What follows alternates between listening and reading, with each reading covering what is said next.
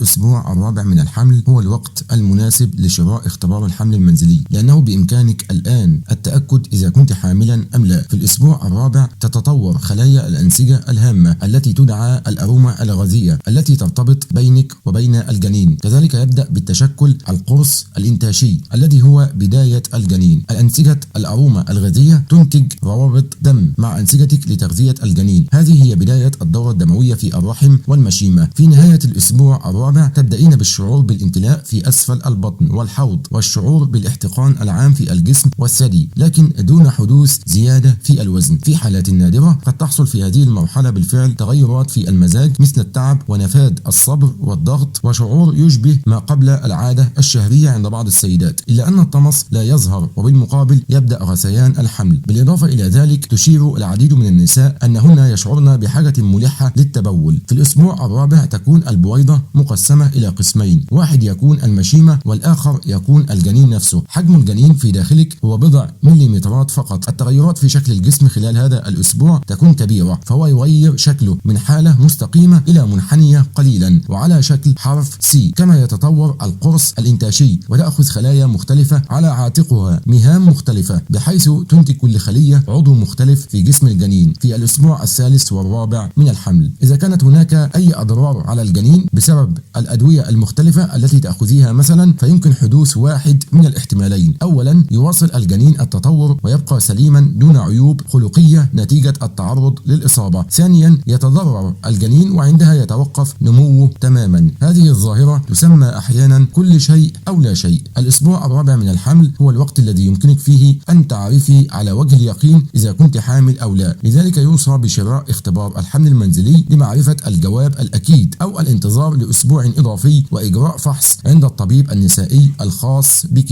الاختبار الأكثر موثوقية هو اختبار الدم الذي يفحص وجود هرمون الحمل وكميته في الدم. اختبار الحمل هذا يمكن أن يكشف عن الحمل قبل 3 أيام من موعد الحيض، والذي لا يحدث بالطبع إذا كنت حاملا. اختبار الموجات فوق الصوتية ليس فعالا في الكشف عن الحمل في هذه المرحلة، وإنما فقط في نهاية الأسبوع الخامس من الحمل، حيث تنمو أنسجة الحمل ويمكن عندها البدء برؤية كيس الحمل، وبالتالي فإنه لا يزال من غير الضروري التوجه إلى الطبيب للفحص. بعد القيام بإجراء اختبار الحمل والتأكد من أنك حامل، سوف يتم إرسالك لإجراء اختبارات أخرى مختلفة.